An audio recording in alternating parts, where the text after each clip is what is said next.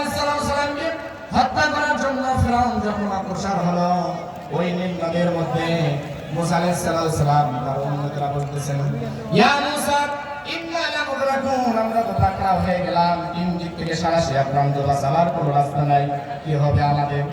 মুসা আলাইহিস সালাম বললেন, রব্বি সায়াহদি, কোনো ভয় করো না, চিন্তা করো না, অবশ্যই আমার আল্লাহ রাব্বুল আলামিন পথ দেখাবেন। সুবহানাল্লাহ।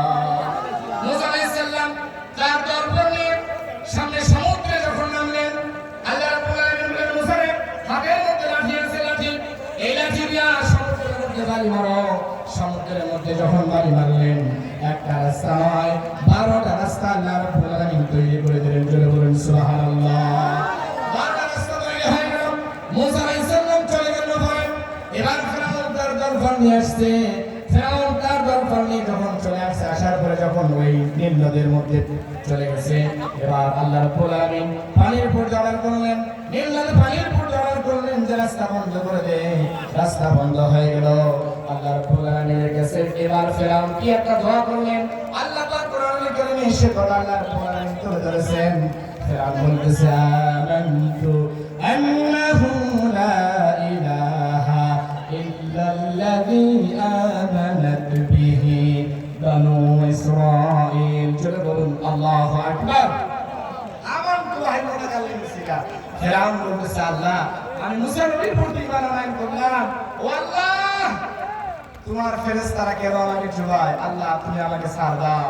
আল্লাহ রাব্বুল আলামিন বলতেছেন যে তোমার আর কোনো বাঁচার উপায় নাই, তুমি তো বড় সন্ত্রাসী, কতক্ষণ ঠিকটা বেঠি, হাজার হাজার মানুষকে তুমি মেরেছো, অসংখ্য নবীকে তুমি কষ্ট দিয়েছো, আল্লাহ রাব্বুল আলামিন আর কোনো সুযোগ নাই। ভাইরা আমার, আল্লাহ রাব্বুল আলামিন ফিরআউনকে পানিতে চুবিয়ে মেরেছেন, কতক্ষণ ঠিক কিনা? নমরুদকে লাগের অবসাদে জুতা পিটা করে পৃথিবীর জমিন থেকে আল্লাহ বিতাড়িত করেছেন। ইসলামের বিরুদ্ধে, কোরআনের বিরুদ্ধে যারা কথা বলেছে, ঘুষ জুতার বাড়ি খেয়েছে, আমার ভাইয়ের নমরুদ জুতার বাড়ি খেয়েছে। আজকে নমরুদ যারা ইসলামের বিরুদ্ধে কথা বলবে, কোরআনের বিরুদ্ধে কথা বলবে, তাদের কপালে জুতার বাড়ি চুপবে, কতক্ষণ ঠিক না বেঠে? কোরআনের জমিন, এই জমিন বাইতুল মুসলিমের জমিন, এই জমিন লাখ লাখ ওলামায়ে কেরামদের জমিন, কতক্ষণ ঠিক কিনা?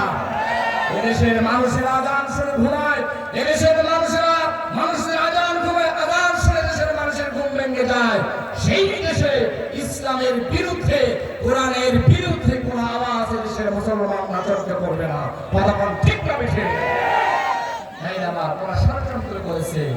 আল্লাহর নবী যেখানে কোরআন আলোচনা করে, ওই জায়গায় তারা বাধার সৃষ্টি করেন। তাই আমার এই জন্য বলতেছিলাম, আল্লাহ রাসূল সাল্লাল্লাহু আলাইহি ওয়াসাল্লাম